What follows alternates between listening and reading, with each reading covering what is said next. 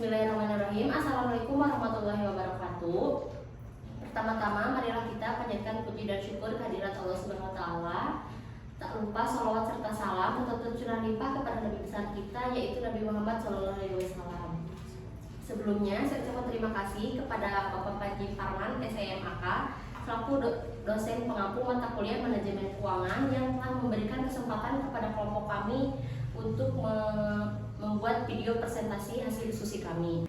Saya Tasya Orala berperan sebagai moderator dan juga presentator, dan di samping kanan saya ada anggota kelompok saya, ada Aat dan Jainam yang akan menyampaikan materi mengenai kegagalan perusahaan dan reorganisasi. Materi yang pertama yang akan disampaikan oleh Aat. Kepada Aat, saya persilakan.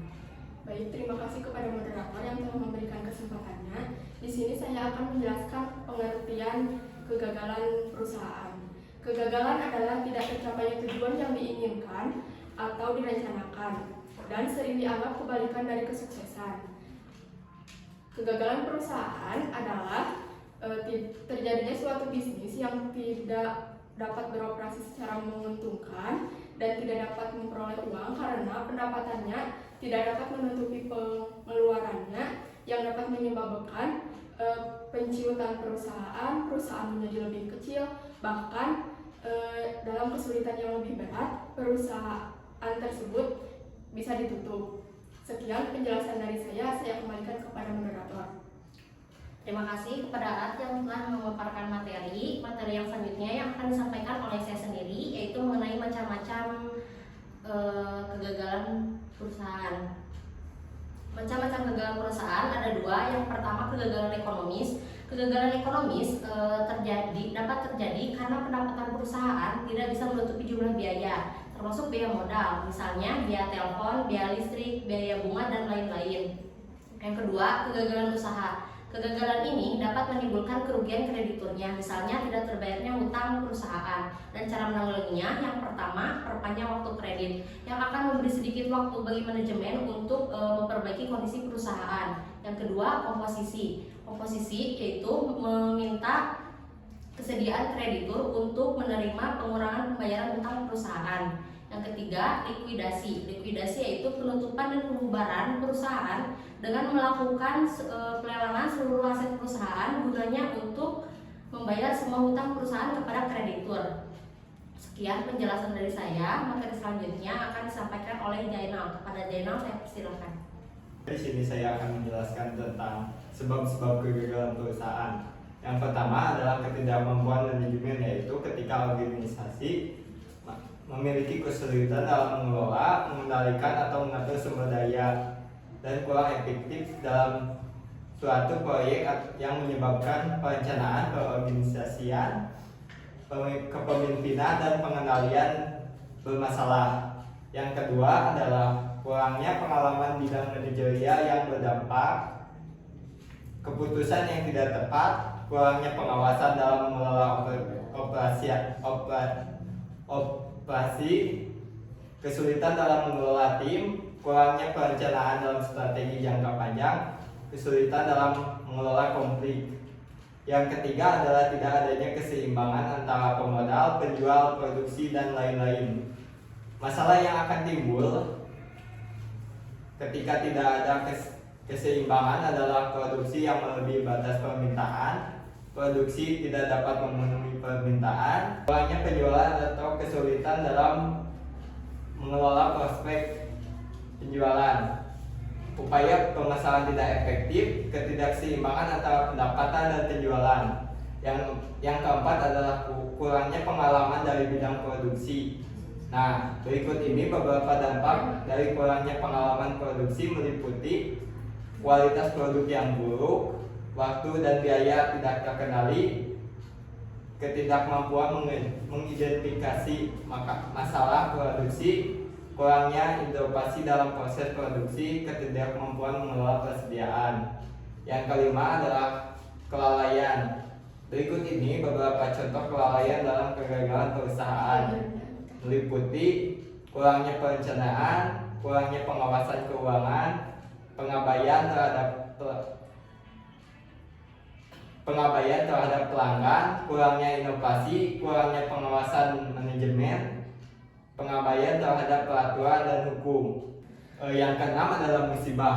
Berikut ini beberapa contoh yang bisa mempengaruhi kelanjutan perusahaan, meliputi bencana alam, krisis kesehatan global, krisis atau kecaman politik, krisis keuangan global, kerusakan keuangan global, kerusakan global, kerusakan teknologi atau keamanan cyber, krisis kepemimpinan. Yang ketujuh adalah penipuan. Di bawah ini beberapa bentuk penipuan yang dapat merugikan perusahaan, meliputi kecurangan keuangan, pencurian aset, penipuan dalam manajemen, penipuan pemasaran, kecurangan sumber daya manusia. Selanjutnya saya akan menjelaskan tentang kepailitan. Kepailitan adalah kondisi di mana suatu perusahaan atau individu yang tidak mampu memenuhi kewajiban keuangan mereka secara resmi dinyatakan tidak mampu membayar utang. Hal ini seringkali melibatkan proses hukum di mana aset perusahaan atau individu dijual untuk membayar kreditur. Nah, akibat dari perusahaan yang gagal, maka perusahaan dinyatakan pailit.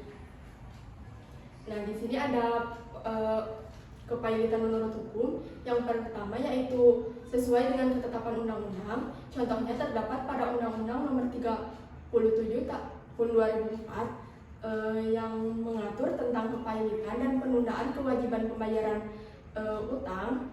Undang-undang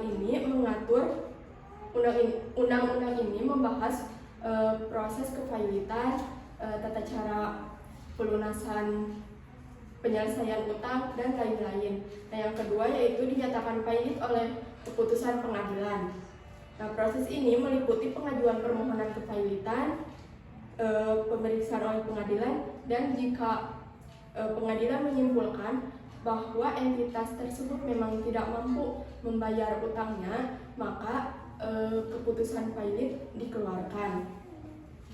Nah, dalam pendistribusian hasil likuidasi perusahaan kepada kreditur diperhatikan pembayaran berdasarkan peringkatnya. Yang pertama yaitu pembayaran biaya administrasi, yang kedua biaya pemegang obligasi, yang ketiga pembayaran hutang gaji karyawan, yang keempat pembayaran hutang pajak, yang kelima pembayaran hutang tanpa jaminan, yang keenam pembayaran hutang bunga, yang ketujuh pembayaran hak pemegang saham preferen, yang terakhir yaitu pembayaran hak pemegang saham biasa. Nah, selanjutnya yaitu pengertian reorganisasi. Reorganisasi adalah penyusunan kembali struktur modal perusahaan agar perusahaan dengan struktur modal yang baru dapat beroperasi lebih baik dan dapat memperoleh laba di masa yang akan datang. Nah, reorganisasi ini ditempuh karena masih lebih menguntungkan bagi pihak-pihak yang berkepentingan daripada dilakukan likuidasi. Cara yang dapat ditempuh dalam reorganisasi adalah yang pertama menentukan nilai perusahaan setelah reorganisasi, yang kedua menentukan struktur modal saham yang baru, yang ketiga yaitu menentukan nilai surat-surat berharga lama yang akan diganti dengan yang baru. Di sini saya akan menyampaikan materi mengenai sebab-sebab terjadinya reorganisasi perusahaan. Yang pertama ada perusahaan rugi terus-menerus. Perusahaan mengalami kerugian terus-menerus dan memutuskan untuk melakukan reorganisasi adalah relatif umum. Reorganisasi dapat menjadi respon terhadap kerugian yang berkelanjutan untuk mencoba mengembalikan kesehatan perusahaan. Alasan perusahaan mengalami kerugian terus-menerus dan memutuskan untuk reorganisasi, yang pertama dapat disebabkan oleh masalah keuangan seperti utang yang tak terkendali. Yang kedua, tidak efisien dalam operasi. Perusahaan mungkin tidak beroperasi secara efisien dan biaya produksi yang tinggi dapat mengurangi profitabilitas. Yang ketiga, perubahan pasar. Yang keempat, kondisi produk yang buruk. Yang kedua, perusahaan tidak berkembang. Ketidakmampuan perusahaan untuk berkembang atau tumbuh dapat menjadi salah satu faktor yang mendorong keputusan untuk melakukan reorganisasi. Faktor yang dapat menyebabkan perusahaan tidak berkembang atau tumbuh dan melakukan reorganisasi. Yang pertama, tidak memahami pasar. Kurangnya pemahaman tentang pasar dan pelanggan serta kegagalan dalam memenuhi kebutuhan pelanggan dapat menghambat pertumbuhan. Yang kedua, ketidakmampuan inovasi. Jika perusahaan tidak mampu berinovasi dalam produk atau layanan, maka dapat mengakibatkan penurunan minat pelanggan. Di sini saya akan menjelaskan tentang jenis-jenis reorganisasi perusahaan. Yang pertama adalah reorganisasi perusahaan tanpa modal. Nah, ini dilakukan dengan cara menilai kembali neraca. Yang kedua adalah reorganisasi dengan menambah modal, yaitu dengan cara meminta modal kepada kreditur atau pemegang saham. Yang ketiga adalah reorganisasi dengan membeli kembali modal. Yang pertama yang harus dilakukan adalah membeli kembali saham yang ada di pasar modal. Kedua adalah membeli obligasi yang beredar, yaitu dengan cara membeli surat berharga di pasar uang untuk mengendalikan uang yang beredar. Saya akan menjelaskan tentang standar kelayakan reorganisasi. Untuk mengetahui standar kelayakan reorganisasi dapat dilihat dari tes permulaan dan kelayakan organisasi. Apakah keuntungan setelah reorganisasi akan mampu atau belum menutup beban tetap. Nah, untuk menutup beban tetap memerlukan peningkatan keuntungan atau penurunan beban tetap atau dengan cara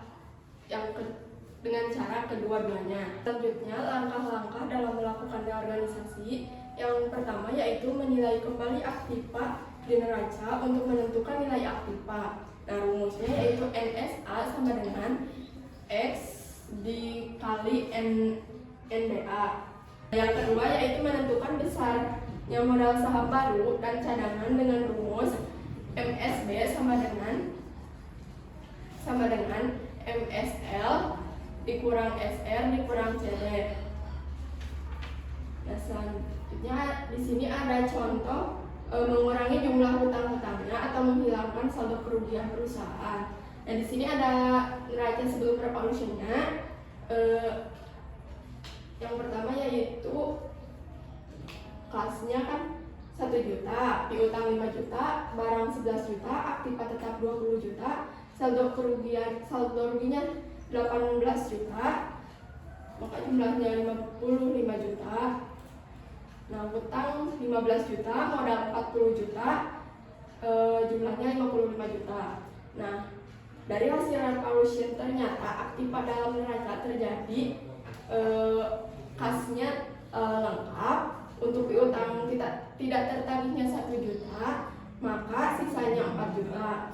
Nah, selanjutnya barang yang ada dalam gudang 10 juta berarti berkurang 1 juta. Nah, aktiva tetap nilainya hanya 18 juta berarti berkurang 2 juta.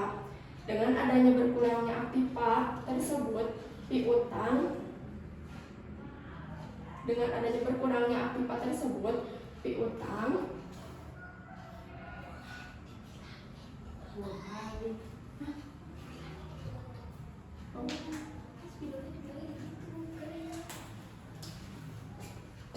Kembalikan dulu.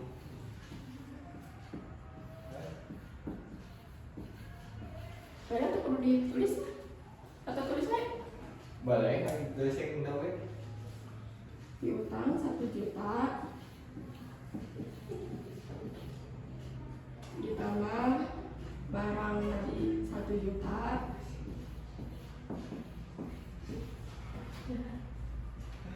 tambah aktiva tetapnya tadi 2 juta, maka jumlahnya yaitu 4 juta. Nah, si 4 juta ini dimasukkan ke saldo rugi. Nah, kan tadi saldo ruginya sebelum revolution 18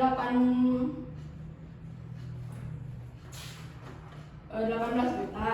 Nah, setelah di revolution menjadi 22 juta. Setelah revolution, kas menjadi 1 juta, piutang menjadi 4 juta, bank menjadi 10 juta, aset tetap menjadi 18 juta, saldo rugi menjadi 22 juta, totalnya 55 juta.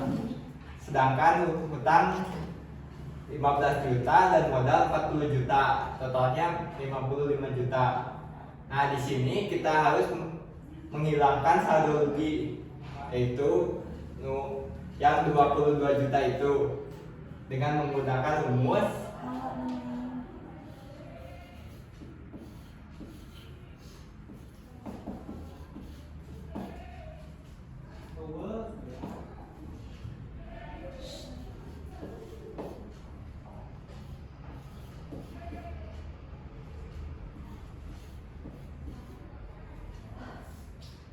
di sini rumusnya MSB atau X sama dengan MSL dikurang SL. Pertama, saldo kerugian dihapuskan dan dibebankan sepenuhnya kepada pemegang saham. Dan perusahaan membentuk cadangan piutang sebesar 12,5%. Nah, tinggal dimasukkan. MLS adalah modal yang dahulu.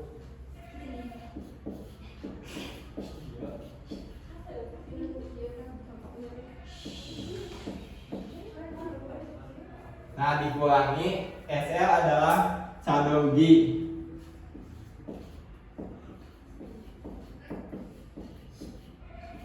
Dan CD adalah cadangan modal, yaitu 12,5% dan X. Nah, lalu yang 40 juta dikurangi dulu 22 juta, yaitu sama dengan 18 juta.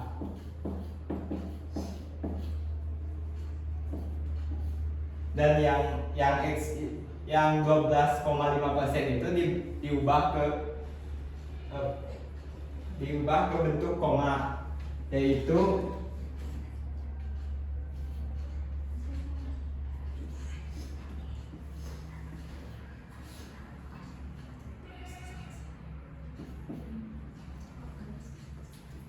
nah, kan tadi X itu adalah dibebankan sepenuhnya kepada pemegang saham. Jadi ditambah 1.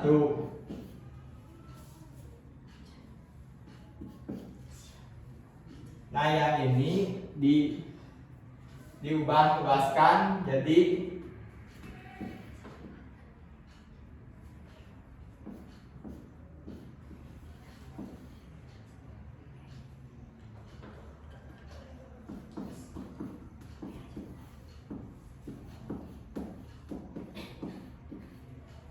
nah, setelah gini yang ininya dipindah luaskan lagi menjadi 18 juta dibagi 1,125 dan hasilnya adalah 16 juta.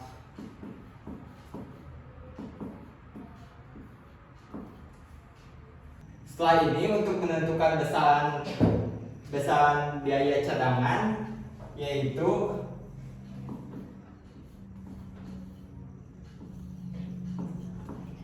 (1,2%) dikali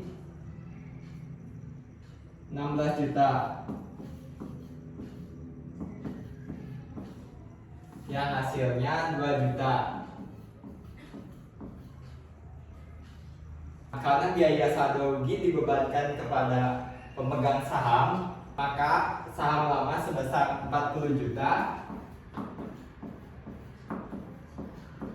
dan saham barunya 16 juta.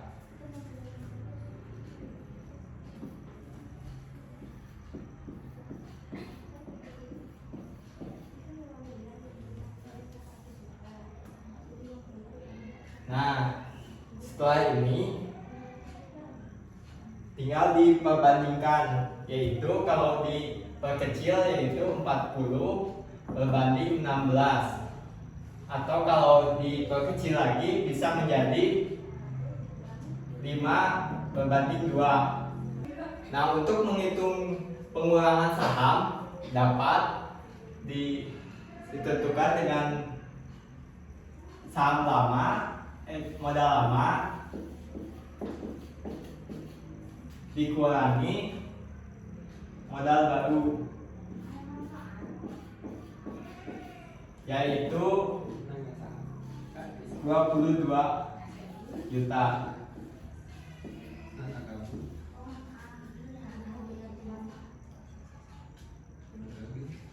Nah, jadi setelah reorganisasi, neraca menjadi kas menjadi 1 juta, piutang menjadi 4 juta, bank menjadi 10 juta, aset tetap menjadi 18 juta, dan totalnya 33 juta, hutang menjadi 15 juta, modal menjadi 16 juta, dan cadangan modal menjadi 2 juta, dan totalnya 33 juta. Sekian materi yang kelompok kami dapat sampaikan. Mohon maaf apabila ada kesalahan atau kurang dimengerti. Sekian, terima kasih. Wassalamualaikum warahmatullahi wabarakatuh.